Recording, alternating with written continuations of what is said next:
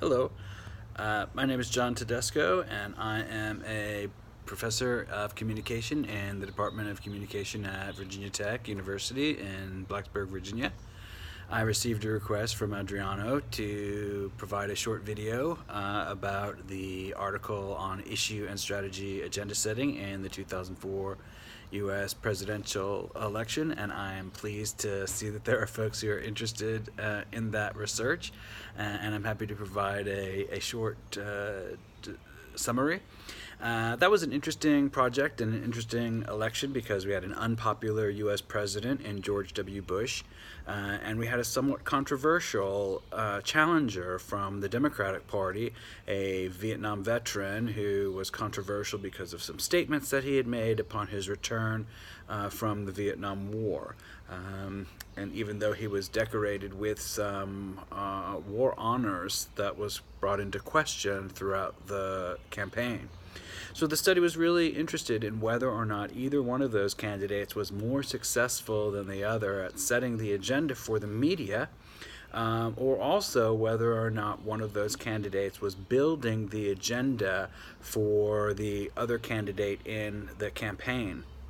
And it is a study that looked at both policy issues, which were typical for agenda setting studies at the time, but then also strategy, which was not as common. So it extended research of mine that was published on the 2000 U.S.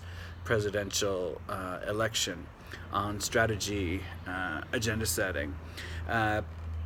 The study found that for the most part, the candidates were successful at influencing media to a point, particularly with the way they interpreted issues throughout the campaign.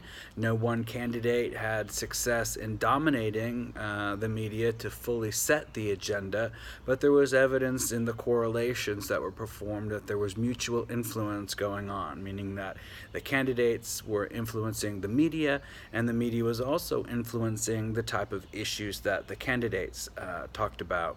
There was one short period of time for a month where John Kerry seemed to set the agenda for George W. Bush by talking about controversial issues that Bush was avoiding during the campaign. Bush was forced to address those issues, and so Kerry somewhat dominated the campaign for a bit by forcing Bush to talk about some of the controversial issues. In the end, it wasn't sufficient enough in terms of trying to interpret or challenge the types of issues that Bush was talking about, but we were closely watching and hoping that there might have been some more success throughout. But this does extend the paper does extend our what we know about the possibility of candidates to influence media, but also to talk about the agendas of the campaign in strategic terms when they talk about political advertising, poll numbers, their success in political debates, the conflict frame that dominates news media here in the U.S. in particular, but I also know it's a global phenomenon. Media and journalists talk about who's ahead or who's behind in the polls, and so it becomes very strategic discussion on the day-to-day successes and failures as the candidates are on the campaign trail. So hopefully more students of political communication or other scholars will join in this type of research. It'd be interesting not only to see if the phenomenon is occurring elsewhere in the world, but to what degree.